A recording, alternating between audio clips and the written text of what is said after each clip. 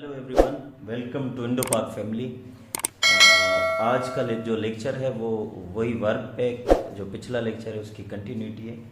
तो वर्क के बारे में हम पढ़ रहे थे। लेक्चर को शुरू करने से पहले मैं आपसे रिक्वेस्ट करूंगा कि अगर चैनल को सब्सक्राइब नहीं किया तो चैनल को सब्सक्राइब करें, और ताकि आने वाली जो भी वीडियोस हैं वो आपको मौसूल हों। और ये जो लेक्चर है पिछले लेक्चर के साथ कनेक्टेड है। हम वर्ब की दो टाइप्स पढ़ रहे थे, इंट्रांजिटिव वर्ब और ट्रांजिटिव वर्ब। तो अब हम पढ़ते हैं कि ट्रांजिटिव वर्ब जो है ना वो किस तरह यूज़ होता है एज अ सीएसएस में। ट्रांजिटिव वर्ब के बारे में पढ़ेंगे हम, ठीक है।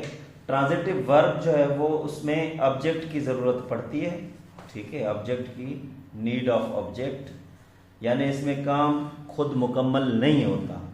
और इसको डिस्क्राइब करने के दो तरीके हैं कि ट्रांजिटिव वर्ब आ जाए अगर सेंटेंस में इस्तेमाल हो तो उसको किस तरह जो है वो डिस्क्राइब कर सकते हैं। We can describe it by two ways और मेथड्स, ठीक है। जो सबसे पहला मेथड है वो ये है कि इसमें सब्जेक्ट, ठीक है, प्लस वर्ब और प्लस ऑब्जेक्ट। इसको कहते हैं कि अगर इस तरह से हम जो है ना वो सेंटेंस कोई भी बनाएंगे तो उसमें ये है कि एक्टिव वॉइस इसको बोलेंगे, एक्टिव वॉइस।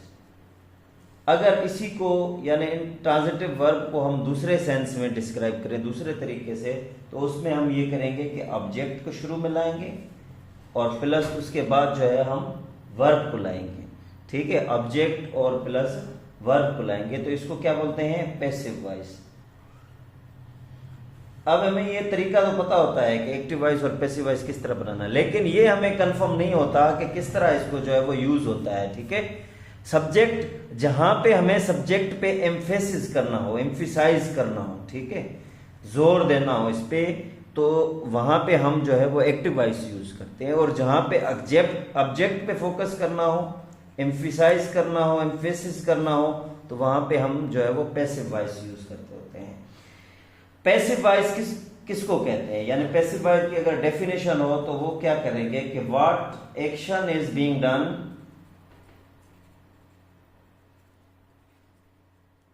ऑन ऑब्जेक्ट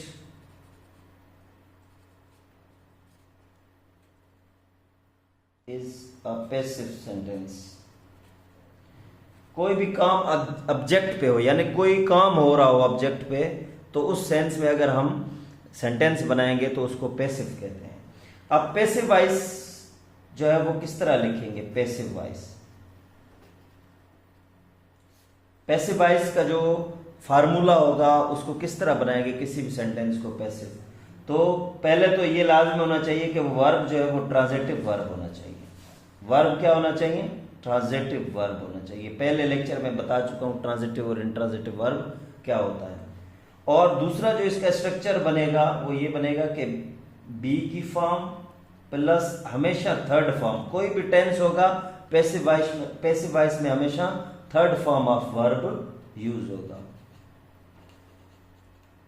ठीक है। अब नेक्स्ट जो है ना वो हम करेंगे, हाँ, अब ये जो है वो टेंस जो है हमेशा हमें क्या बताते होते हैं, टेंस जो है वो हमें टाइम बताते होते हैं, ठीक है, और एक्शन बताते होते हैं। एक्शन या स्टेट बताते होते हैं। एक्शन या स्टेट किस तरह बताते होते हैं, ये हम एक्टिव वॉइस और पैसिव वॉइस और जो वर्ब के जो फॉर्म्स थे उसमें कर रहे हैं। अब टाइम का क्या पता चलता है, टाइम का पता चलता है पास्ट,